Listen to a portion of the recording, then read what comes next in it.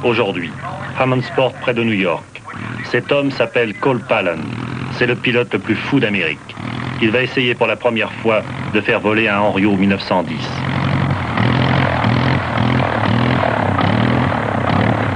Depuis un demi-siècle, cet engin de toile, de bambou et de fil de fer a pourri dans des granges. Cole Pallen a mis 1 an à le reconstruire. Il vient juste de réussir à faire tourner le vieux moteur de 40 chevaux. Et pourquoi tout cela? Pour sauver un témoin du passé, pour la joie de voler, pour le risque. C'est l'instant de vérité. Voici l'artiste, seul à bord, sans parachute, comme à l'époque.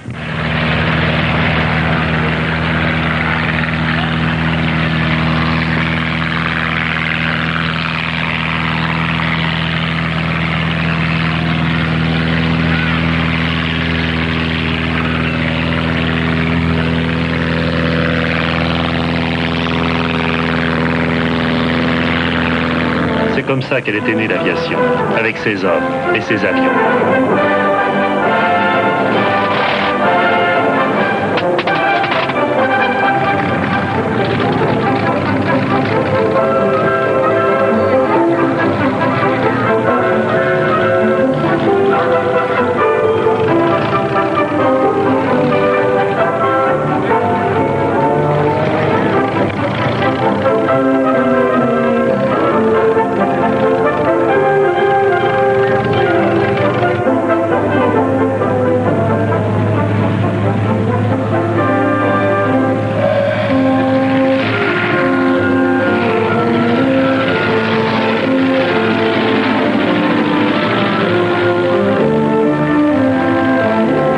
Ce fut d'abord le temps des meetings. Les Wright, les voisins, les Farman et Blériot, le vainqueur de la Manche, se retrouvaient à la grande semaine d'aviation de Champagne en août 1909. Ce meeting de Reims, qui soulève l'enthousiasme des sportsmen, éveille aussi l'intérêt du gouvernement. Et si M. Fallières, le président de la République française, s'est déplacé, c'est pour soutenir une industrie naissante, la meilleure du monde à l'époque. Et déjà s'engage une concurrence. En Russie, les Français viennent proposer leurs avions, des voisins. Au Japon, les Américains viennent vendre les leurs, des Curtiss. Et pour vendre les avions, il faut frapper les esprits. Gagner des courses internationales, comme Paris-Madrid 1911. Jules Védrine se pose en acrobate sur la plage de Saint-Sébastien. Heureusement, son avion a tenu le coup. C'est un avion solide, un Morane. Et Védrine apprend qu'il est en tête. C'est la joie. Il devient une vedette. Il va remporter l'épreuve en 14 heures à 120 de moyenne. L'avion est plus rapide que le train. Il faut prouver que l'avion surclasse tous les autres moyens de transport. Que l'avion peut survoler les montagnes.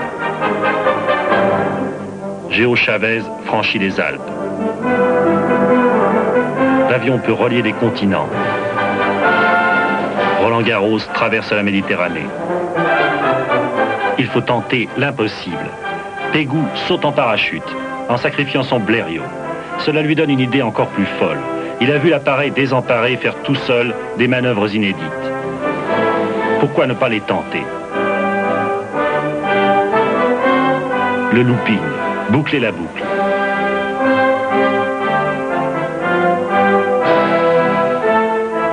Il va le réussir, devant 10 000 spectateurs avides d'émotions fortes. Pour Pégou, la gloire. Pour Blériot, le constructeur de l'avion, une très bonne publicité. Les avions commencent à se vendre. Monsieur Blériot peut éditer un vrai catalogue, ainsi que les Farman, qui proposent toute une gamme d'appareils de 10 000 à 33 000 francs. Pour les acheter, il faut être très riche ou militaire. Les Italiens, les premiers, utilisent l'avion en opération de guerre en 1911, pendant la conquête de la Tripolitaine. Des Blériot, des Macchi, des Taubes. C'est bien utile pour repérer l'ennemi. Les Allemands ont retenu la leçon. Dès 1912, ils créent 3 escadrilles de Taubes et d'Aviatique pour la reconnaissance.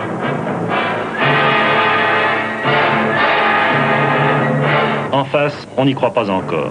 En Grande-Bretagne, les marins construisent quelques avions, comme ici dans cet atelier reconstitué au musée de la RAF à Londres par John Tanner. Pour lui, Pour tous les historiens, quel temps perdu, au moment où il aurait fallu y penser à l'aviation. Il y avait un sentiment très fort contre l'aviation au Conseil de défense.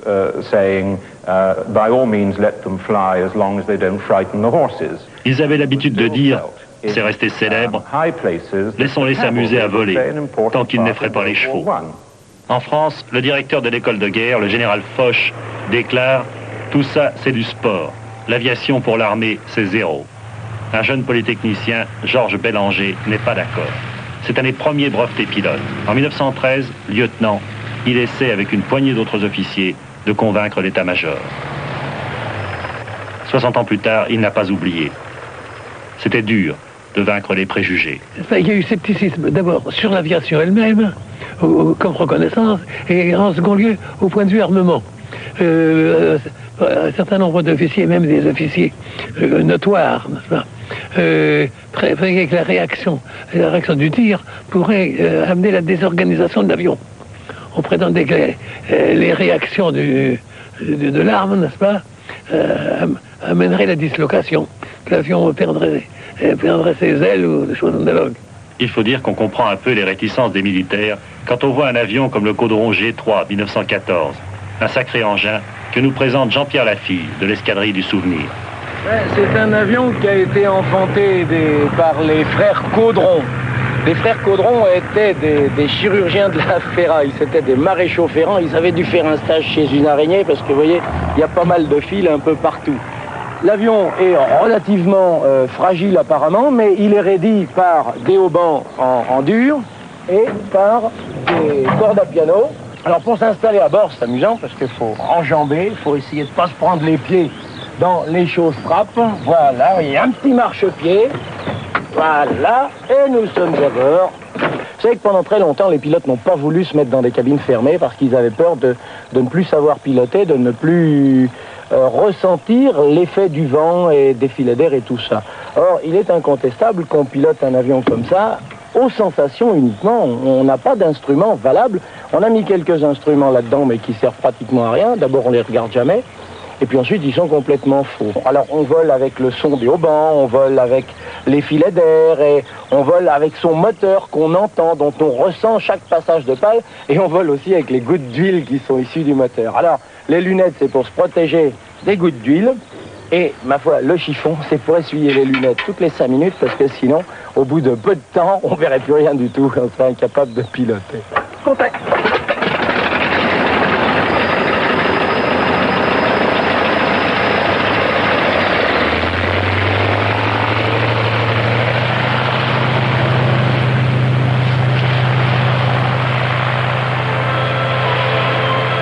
Un miracle, ça vole encore.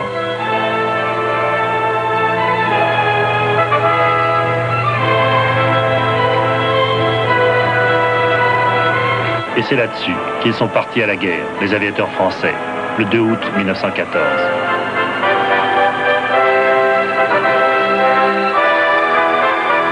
Le 3 septembre, le capitaine Bélanger est en reconnaissance. Il se penche et il voit un mouvement imprévu des troupes allemandes. Il voit l'armée de Von Kluck changer de direction, partir vers l'est, vers la Bourgogne. Aussitôt, il met le cap sur le quartier général de la 6e armée. Plusieurs autres aviateurs venus du camp retranché de Paris ont fait la même observation. Parmi eux, le caporal Louis Breguet, le lieutenant Watteau.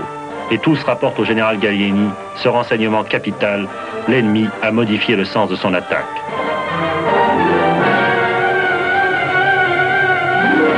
Et toute cette guerre va s'en trouver changée. Gallieni va envoyer ses taxis vers la Marne, Joffre va déclencher sa contre-offensive, et la bataille va être gagnée. Désormais, les états-majors regarderont avec plus de respect ces aviateurs qui viennent de contribuer à une victoire.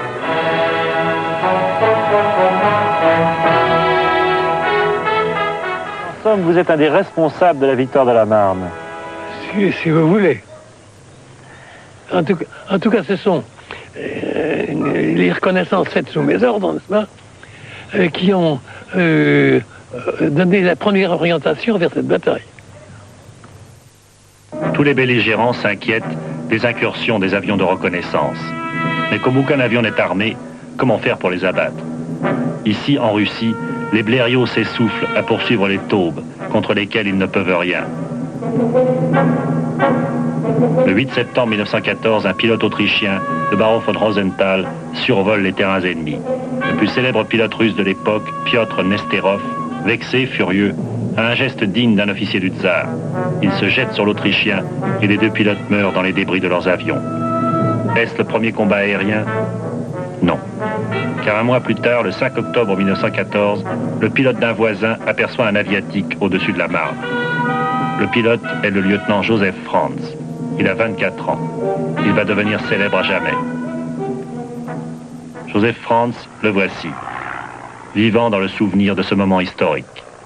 L'avion était là, n'est-ce pas, qui est entré comme ça. Je me suis dirigé ici, avec à peu près 200 mètres de plus d'altitude, ce qui m'a permis de piquer un peu pour rattraper de la vitesse.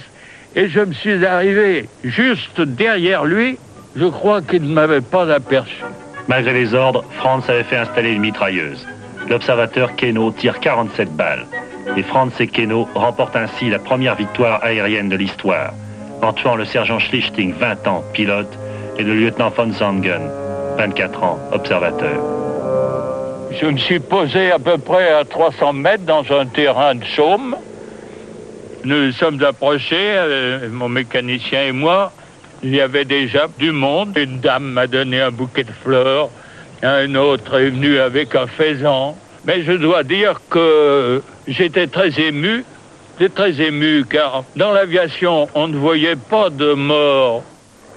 Hélas, on en verra. Toujours avec son voisin, Franz va maintenant s'essayer au bombardement. Il faut dire que jusqu'ici, les aviateurs jetaient des fléchettes et même des briques.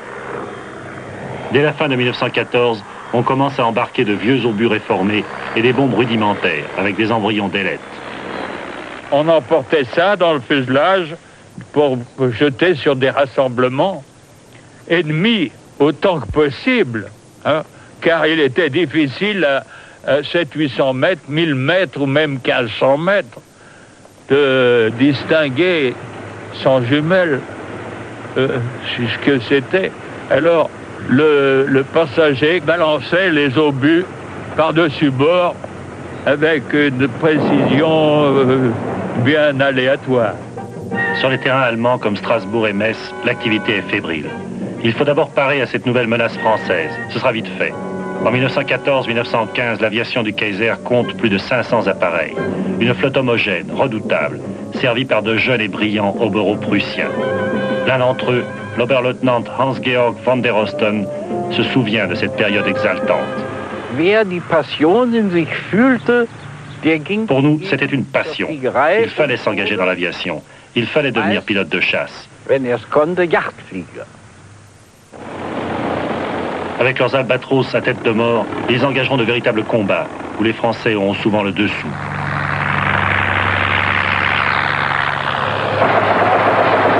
Partout dans le ciel, la supériorité allemande s'affirme.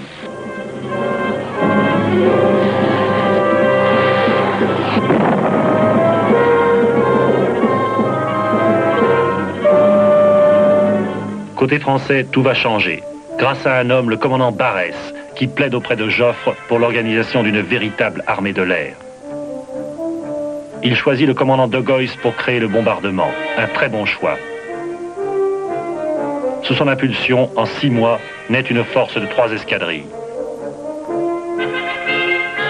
De Geuss met au point les lance-bombes et les viseurs. Il organise des premiers raids sur l'Allemagne. Pour mettre sur pied la chasse, Barès a choisi un meneur d'hommes, le commandant de Rose. Là aussi, c'est un bon choix. Ce cavalier devenu remarquable pilote va donner une impulsion irrésistible. Pour lui, le plus important, c'est former des pilotes, toujours plus de pilotes. Ils vont bientôt être des milliers dans les écoles. Parmi eux, un jeune homme déjà célèbre en ce début de 1915, quand il est incorporé dans l'aviation. L'avez-vous reconnu? Tout le monde m'aura reconnu, c'était moi. Seulement, c'était moi il y a 60 ans. C'est le comédien André Luguet. Ça n'est pas sans une certaine émotion, évidemment, que je retrouve l'appareil de mes débuts, l'appareil sur lequel j'ai appris moi-même à piloter et sur lequel j'ai instruit après beaucoup d'autres élèves. Sous les cocardes, c'est le titre du livre du dessinateur Marcel Jean-Jean.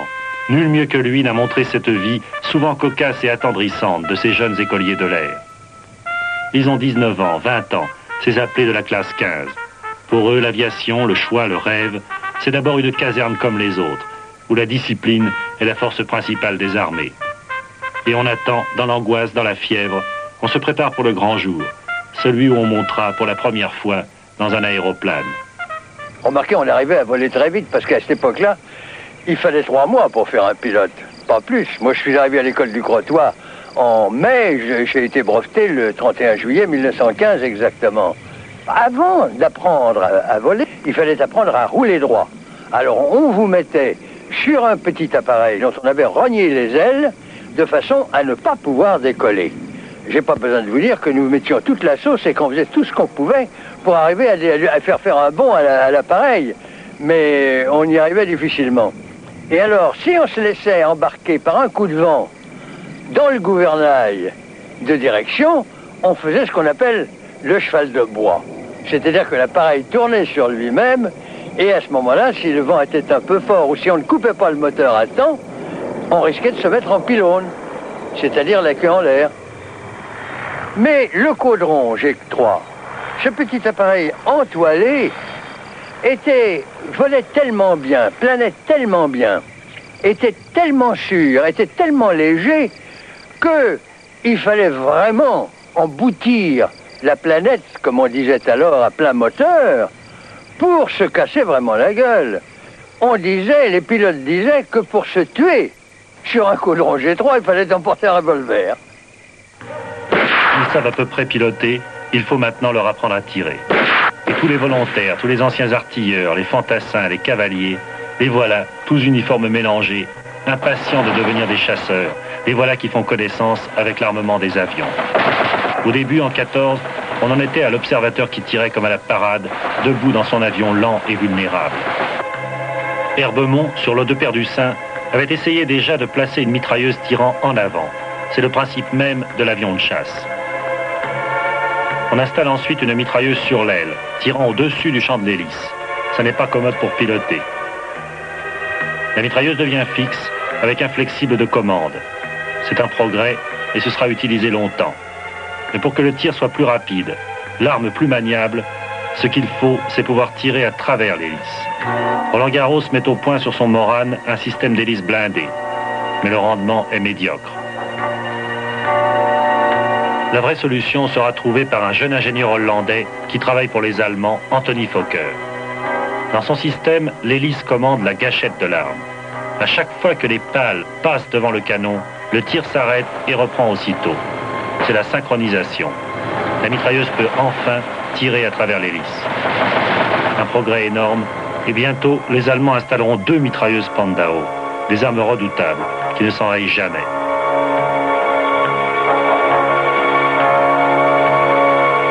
Avec elles, les chasseurs allemands se sentent les maîtres du ciel. À 5000 mètres d'altitude, ils n'ont pas peur du froid, du manque d'oxygène. Ils cherchent leur proie dans le ciel de France.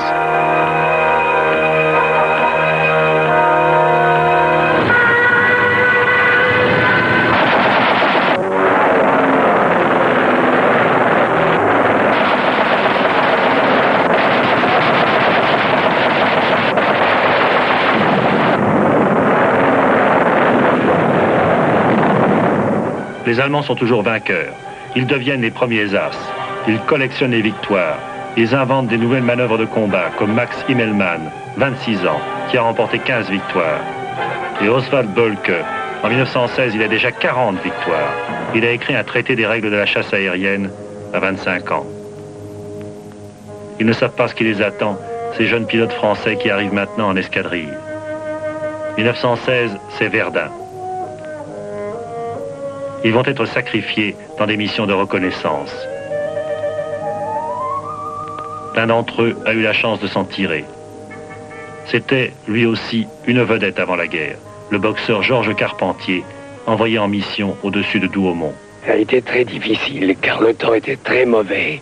On était obligé de voler à basse altitude, et je suis rentré avec mon avion criblé de balles et de d'éclatement des pierres du sol. Tellement j'étais obligé de voler bas pour donner des renseignements à nos fantassins. Voici les photos de ces reconnaissances. Le fort de Douaumont s'enfonçant sous les obus. Et voici les films. Le paysage de plus en plus lunaire, de plus en plus atroce. En le contemplant du haut du ciel, ils ne pouvaient pas ne pas penser, eux les sacrifiés, qu'il y avait plus sacrifié qu'eux. Qu'il valait 100 fois mieux, quel que fût le danger, être en haut qu'être en bas. Écoutez la voix d'un homme qui a connu les deux, un fantassin devenu aviateur, le colonel Barbou. Veuillez penser à l'état d'esprit d'un homme qui était sorti des trous de l'infanterie, où on avait passé des nuits sous la pluie, des petits matins horribles, ayant faim, ayant soif, fatigué, éreinté. C'était quelque chose d'épouvantable. Et tout d'un coup, se retrouver, ayant couché dans un lit, ayant fait un bon repas, et la veille, ayant été à la ville voisine, mon Dieu, nous nous étions plus ou moins bien conduits avec des personnes qui étaient fort aimables. Nous avions des permissions très faciles et il suffisait qu'il pleuve un peu pour qu'on nous accorde 24 heures et que nous allions à Paris par le train de 3h30 et que nous rentrions le lendemain à 10h. On arrivait à l'escadrille. Comme on n'avait pas dormi la nuit, on dormait tant que ça pouvait. Mais à 3h, on était sur les lignes et on y tenait sa place. Et une place de plus en plus grande. Verdun, l'aviation française va s'y forger. Les avions d'abord. L'avion de base est un bon avion. C'est le Nieuport 11, dit bébé Nieuport, à cause de sa faible envergure, 7,40 m seulement, ce qui contribue à lui donner une bonne vitesse, plus de 150 km/h, malgré un petit moteur, un Leurone rotatif de 80 chevaux. Bien armé, manœuvrable, c'est un très bon engin de guerre. Les Allemands vont trouver à qui parler.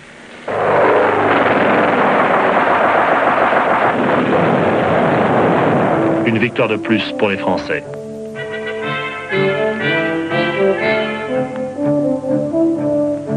Il n'est pas si facile d'être crédité d'une victoire. Le témoignage du pilote ne suffit pas, loin de là. Il faut que l'avion ennemi tombe dans nos lignes et que deux témoins qui ne se connaissent pas et qui ne connaissent pas le pilote donnent un récit détaillé du combat. Mais lorsque la victoire est homologuée, ils ont droit au communiqué, le tableau d'honneur de l'armée française. Et ils font tout pour y être au communiqué. Paul Tarascon, 12 victoires. Il y avait une émulation, n'est-ce pas? Par exemple, nous arrivions le matin, on disait, bon, celui qui a le moins de boches à la fin de la semaine verra les petits déjeuners. Gilbert Sardier, 15 victoires. Dans le combat, il n'y avait pas de pitié. Si on ne descendait pas l'adversaire, c'est lui qui nous descendait, évidemment. Mais une fois la bagarre terminée, nous n'avions pas de haine. C'était ça, l'esprit des chasseurs.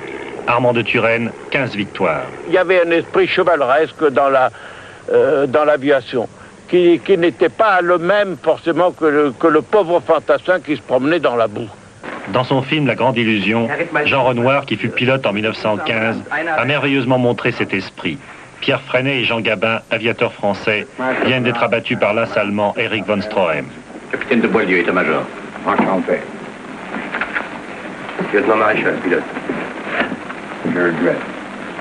Les officiers. En laquelle salle? Mitterfeld, prête là. Très honoré d'avoir des autres Français. Maintenant, monsieur, la table. Voyonnance, Manco.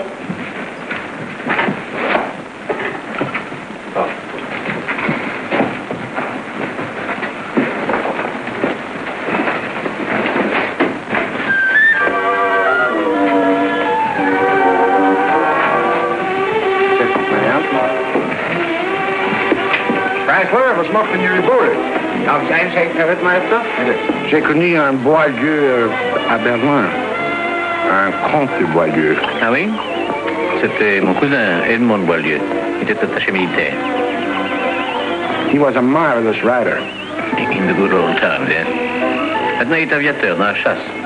That's so. Mais vous mangez pas? Je ne peux pas couper ma viande, alors... Vous permettez? Avec plaisir, merci. Vous parlez bien français? J'ai travaillé chez Gnome, à Lyon. Sans blague. Moi aussi, je suis dans la mécanique.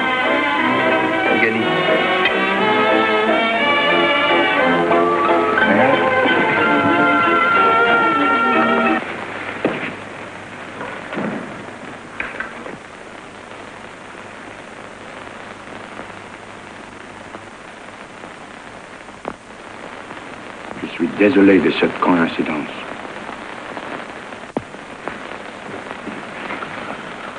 Die Erde unserem verstorbenen tapferen Feinde leicht werden.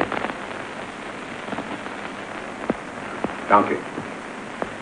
Setz näher. Ces rencontres d'aristocrates, il y en a sans doute eu. Mais la réalité de la guerre, pour ces jeunes gens, c'était se battre. Alfred Heurtaud, 21 victoires. Je crois que nous avions un peu la mentalité du Peau-Rouge sur le sentier de la guerre, vous savez. Peut-être juste si on n'aurait pas pris le scalp, mais j'y pense jusqu'à ce moment-là. C'est vrai qu'ils sont un peu fous. Bourjade, le séminariste, on dit qu'il bénit ses victimes avant de les abattre. Ce sont des personnages, ces pilotes, comme le premier grand as, Ningesser, 45 victoires. Comme la sentinelle de Verdun, Navarre. Navarre était un pilote extraordinaire. Ça, au point de vue pilotage, c'était... Mais enfin, il était un peu tout fou. Ningesser avait un courage fantastique. Il pilotait très mal, il était comme un cochon, il avait une veine insensée. Mais Navarre aussi, il cassait souvent du bois. Mais enfin, il avait un cran fantastique. Mais ces individualités extraordinaires et fantasques, le commandement va s'efforcer de les discipliner, d'en faire les éléments d'unité de combat, d'en faire des escadrilles, des ensembles de 6 avions organisés, efficaces. Des escadrilles dont les insignes vont devenir célèbres. Le coq, l'aigle, le flambeau, et surtout la cigogne, l'emblème de la SPA 3 du commandant Brocard. Il va définir les tactiques de combat et faire des cigognes le premier groupe de chasse, celui de Guinemer. À la fin de 1916, il avait déjà 30 victoires. Le général Franchet d'Épéret le faisait officier de la Légion d'honneur. Il était capitaine, lui qui avait été refusé 2 fois à l'incorporation, parce qu'il paraissait encore un enfant quand il s'était présenté à son instructeur, Paul Tarascon. Il était un garçon très nerveux, absolument nerveux, c'était une pile électrique. Un jeune homme, n'est-ce pas, qui n'était pas étoffé du tout, un jeune homme mince, maigrion, et je lui ai donné des coups de pied derrière. Ceci explique que quand je suis arrivé à la N3 dans la Somme en 16, il y avait déjà 6 ou 7 avions. Et quand il m'a vu, il m'a dit, tiens, pour toi à faire, tu vois, maintenant je suis au-dessus de toi. Oui, dès son arrivée en escadrille, il avait accumulé les victoires. Peu à peu, une légende était née, celle d'un héros romantique allant au bout de lui-même. Sa devise était « Quand on n'a pas tout donné, on n'a rien donné ». Mais la réalité est aussi celle d'un combattant, d'un pilote redoutable. Et son avion, le vieux Charles, est une nouvelle machine, supérieure en tout point aux avions allemands. C'est le SPAT 7 puis le SPAT 13 à moteur hispano 220 chevaux, qui fonce à plus de 200 km/h. Avec ses 2 mitrailleuses synchronisées, il ne laisse en fait guère de chance à l'ennemi. Un de ses adversaires, Joseph Jacobs, 41 victoires, le dernier grand as vivant de l'aviation impériale allemande. Le dernier a porté la fameuse croix pour le mérite, le Blue Max. Il a combattu Guinemer. Oui, j'ai attaqué Guinemer. C'était très difficile parce qu'il volait très haut. Son avion prenait mieux de la hauteur que les nôtres. Il se trouvait toujours au-dessus de nous. À la fin, nous nous y attendions. Nous connaissions bien sa tactique de combat.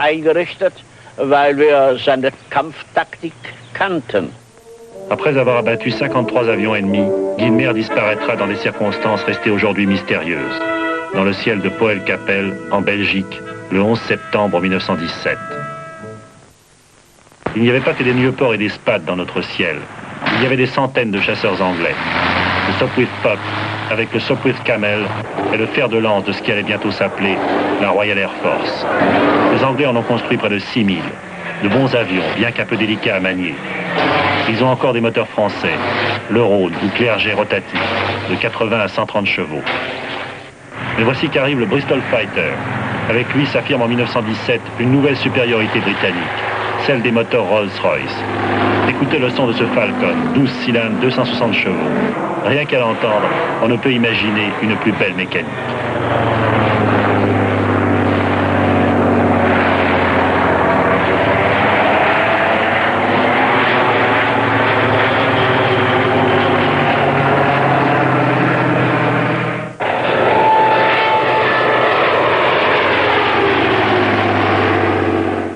ces avions, nos alliés de l'Empire britannique vont avoir de grands as. Le Canadien William Bishop aura 72 victoires, l'Anglais Edward Manock 73, un beau palmarès. Mais les Anglais n'accordent pas tant d'importance à l'idée des as. Ils ont un autre état d'esprit. Pour eux, il n'y a pas de vedette. Chacun fait son devoir, for king and country, pour le roi et pour le pays. Ainsi en témoigne l'un des derniers de ces as anglais inconnus, Leonard Rochford, 12 victoires.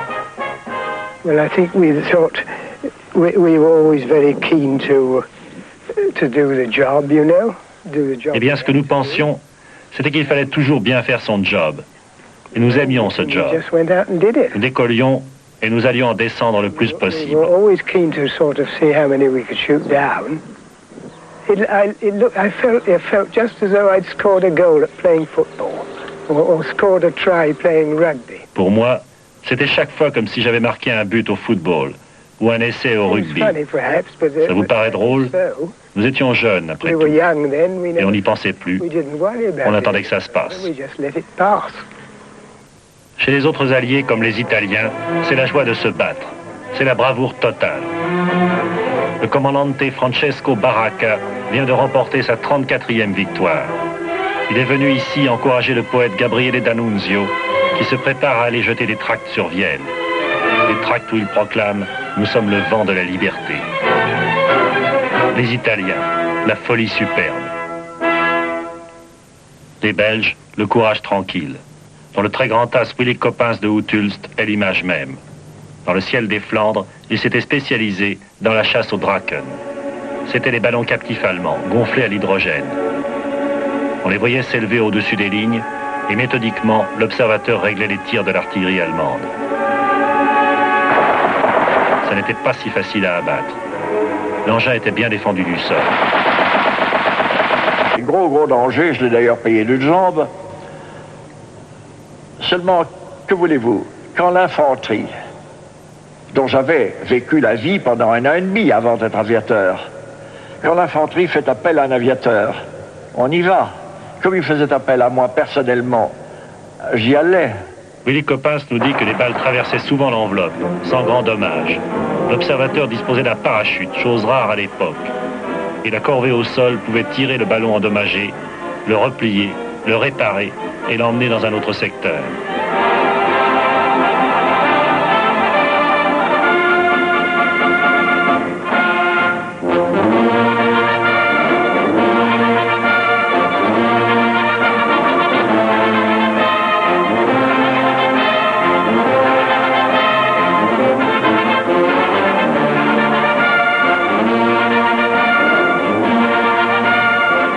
Trouver un moyen de se débarrasser de cette peste. Willy Coppens va utiliser sur son Nieuport l'invention d'un officier de marine français, le commandant Le Prieur. Ce sont les ancêtres des roquettes, des fusées, au guidage primitif mais relativement précis.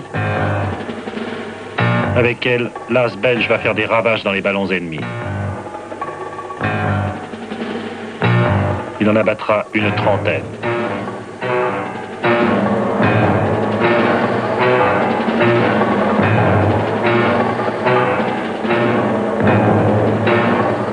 Évidemment, quand j'avais réussi, j'avais une euphorie formidable, qui assez curieusement s'éteignait aussitôt que j'atterrissais. Et le lendemain, il recommençait. C'était ça la guerre. On abattait un Draken, et il y en avait tout de suite un autre dans le secteur. Et les Zeppelins, une autre peste. Les Allemands mettront en service plus de 120 dirigeables. Avec eux, ils inaugureront les premiers bombardements de nuit sur Paris et sur Londres. Mais pour les équipages, quel calvaire. Les monstres préhistoriques se traînent à 50 à l'heure. Les missions durent 10, 15 heures, dans cet enchevêtrement de ferraille, dans le bruit assourdissant des moteurs diesel. Et la chasse anglaise vient les mitrailler, même les bombarder. Plus de la moitié des Zeppelins périront avec leurs équipages. Le mauvais temps aura raison du reste.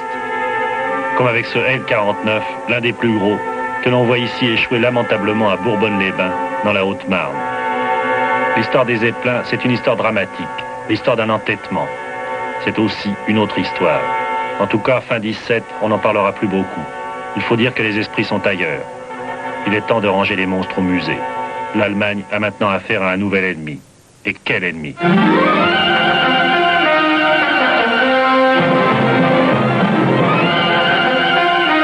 Annoncé en fanfare, l'entrée en guerre des États-Unis le 6 avril 1917 est une immense joie pour les Alliés. Vive la puissante Amérique. Cela fait longtemps qu'on les attend. Bien sûr, il y avait déjà une poignée d'Américains qui se battaient avec nous. Les volontaires de l'escadrille Lafayette, avec leur insigne célèbre, la tête de Sioux, et des héros comme Lovebury, 17 victoires, morts pour la France. William Lambert de Chicago se battait depuis 1915 avec les Canadiens. Comme tous les pilotes américains, il ne se faisait pas trop d'illusions sur ce que représentait exactement l'aviation des États-Unis en 1917. Zero. We had nothing. Zéro. Nous n'avions rien. Vous devez comprendre qu'il nous fallait utiliser votre matériel ou le matériel anglais. Nous n'avions pas un avion, pas un. Il a fallu que les Anglais et les Français nous apprennent à piloter et nous fournissent les avions. Well, they had to be taught by the British or by the French and use their airplanes. Mais l'Amérique, c'est l'Amérique. 3 mois après l'entrée en guerre, les usines tournent à plein rendement. On ne s'embarrasse pas d'études prolongées. On construit sous licence, très vite, les meilleurs avions des Alliés. Ainsi, 5000 de Havilland DH-4 vont sortir des usines américaines. 10 000 pilotes vont être formés. 2500 vont être envoyés en France. Ils formeront 45 Combat Squadron, des escadrilles de première ligne. Une force de 800 avions qui va peser son poids dans la guerre au bon moment. Et c'est l'essentiel pour les Américains. Déjà, intervenir en nombre, ne pas se soucier des exploits individuels. Les As, ce sont des types qui se trouvent là où il faut, quand il le faut. C'est surtout une affaire de chance. Nos garçons étaient de bons pilotes, d'excellents chasseurs. Et il y en a beaucoup qui n'ont jamais abattu un avion allemand.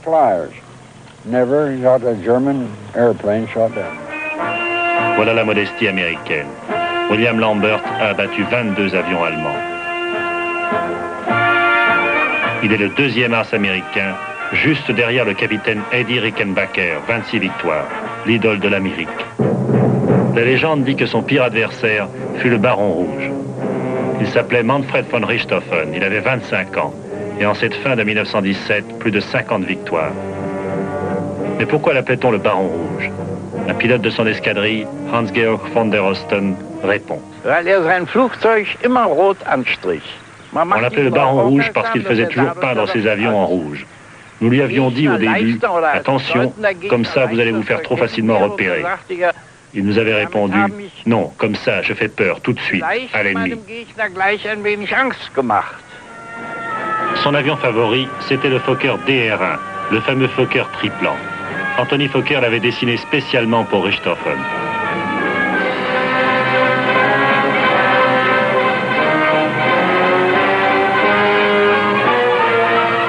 Et dès sa première mission avec cet avion, l'as allemand, fidèle à son principe, l'avait fait peindre en rouge. C'était une formidable arme de guerre, une machine très compacte, 7 mètres d'envergure, 5 mètres 80 de longueur. Fantastiquement maniable, ce tout petit engin pèse à peine 600 kg et vole à plus de 200 à l'heure. Une boule de feu qui surgit comme un bolide au milieu des escadrilles alliées.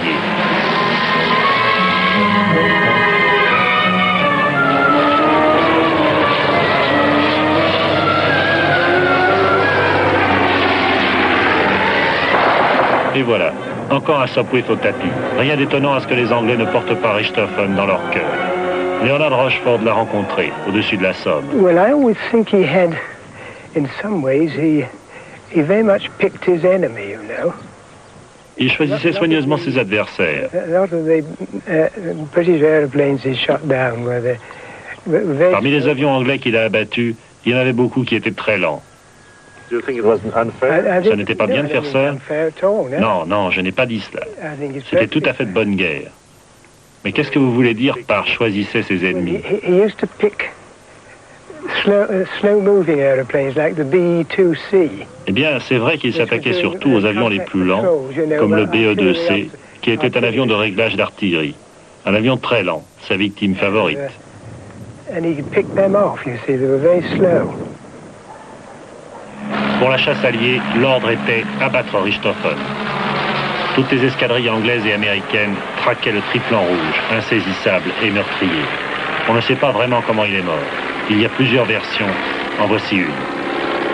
Le dimanche 21 avril 1918, le lieutenant Roy Brown, à bord de son Sopwith Camel, aperçoit le triplan de Richthofen tout seul. Brown pique aussitôt et tire une première rafale. Richthofen l'a vu. Il s'échappe et arme ses mitrailleuses. Puis il fonce sur l'ennemi.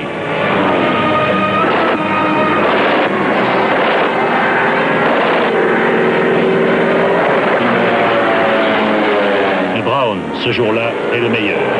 Il vire sec, passe dans la queue de Richthofen et tire la rafale mortelle.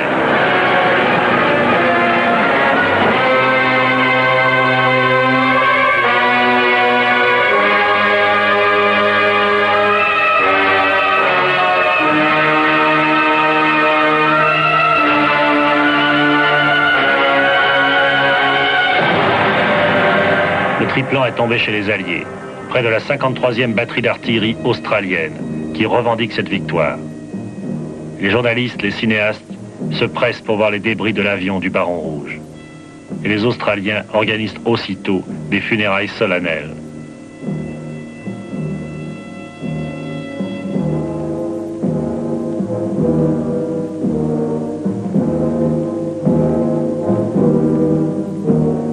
C'est le dernier des grands as qui vient de disparaître. C'est le dernier hommage au dernier chevalier. Après cela, ce sera fini. Il n'y a plus jamais eu de chevalerie, dit William Lambert, l'as américain. En tout cas, j'en ai plus jamais vu. C'était tuer ou être tué. Vous aviez seulement le choix entre vivre ou mourir. Fini les chevaliers du ciel. Un nouveau type d'homme apparaît. À la tête du cirque Richthofen, Hermann Göring a remplacé le Baron Rouge. Brutal, ambitieux, sans scrupules. Göring, le futur nazi. Et de l'autre côté, René Fonck est lui aussi bien représentatif de cette nouvelle génération de chasseurs. Le nouvel as des as français est un technicien froid et méthodique. Un tireur parfait. Il a remporté 75 victoires. Fonck, lui, qui me pardonne, mais il les assassinait. Il trouvait moyen d'être plus haut qu'eux, de piquer et en 3 ou 4 balles de les atteindre, de les descendre et puis de s'échapper. Il est bien loin le temps des héros solitaires. Et même les escadrilles sont dépassées. On en est maintenant aux escadres aériennes, comme cette force alliée de 1500 avions qui est mise sur pied pour l'offensive de Saint-Mihiel, et qui, c'est un signe, sera commandée par un officier américain, le colonel William Mitchell. 1918, c'est le début aussi des opérations combinées entre les chars et les avions, avec un succès que les Allemands retiendront, pas les Français.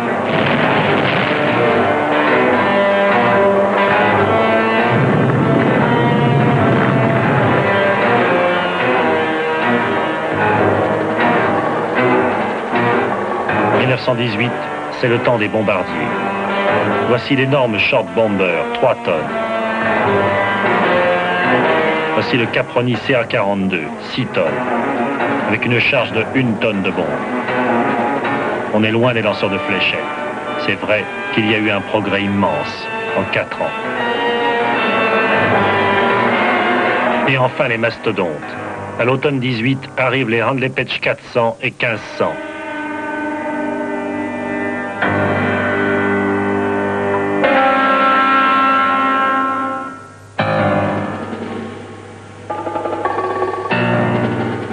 Mètres d'envergure, 20 mètres de long, un poids de 7 tonnes, une autonomie de 7 heures de vol avec 2 moteurs de 360 chevaux.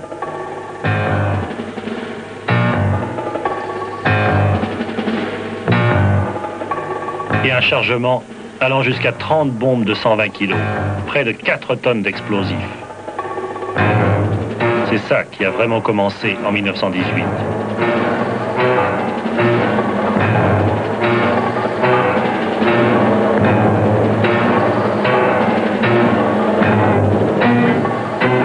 L'aviation pouvait maintenant s'attaquer aux villes, aux usines, aux populations civiles.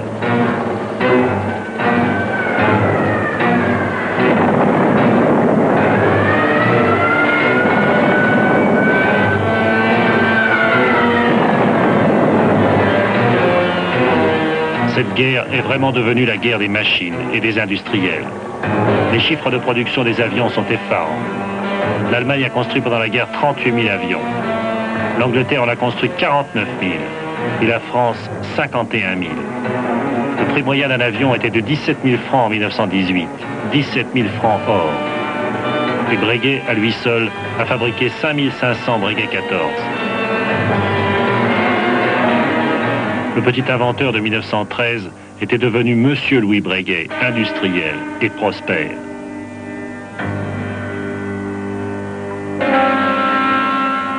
Henri Potez, le grand constructeur français d'avions, a été le témoin de cet essor industriel. Ça a été une opération extrêmement favorable et indéniablement, Breguet avait fait de belles usines d'ailleurs, il avait une situation très enviable. Les constructeurs comme Blériot, Caudron, etc., ont eu à ce moment-là une très belle situation, c'est certain. Évidemment, ils avaient des frais tout de même assez grands et ils ne ménageaient pas leurs efforts pour que le matériel sorte assez rapidement. Enfin, tout de même, ça a été une période très heureuse pour eux, qui a été regrettée après par eux quand la guerre s'est terminée. Oui, le regret, la nostalgie, de ceux qui font voler aujourd'hui les avions de la guerre et de ceux qui les regardent avec les yeux du souvenir. Comme Joseph Jacobs.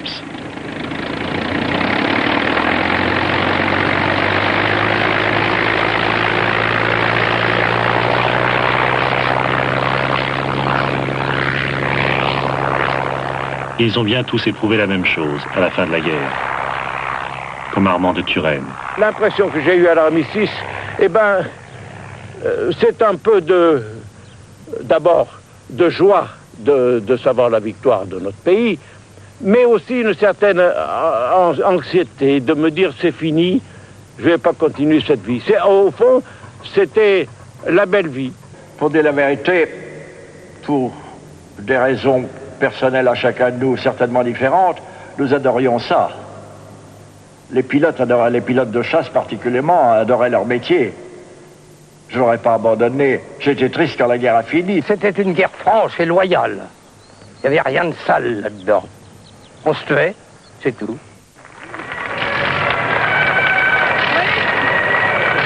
« 5 600 aviateurs français, 7 500 anglais, 11 400 allemands étaient morts dans le ciel.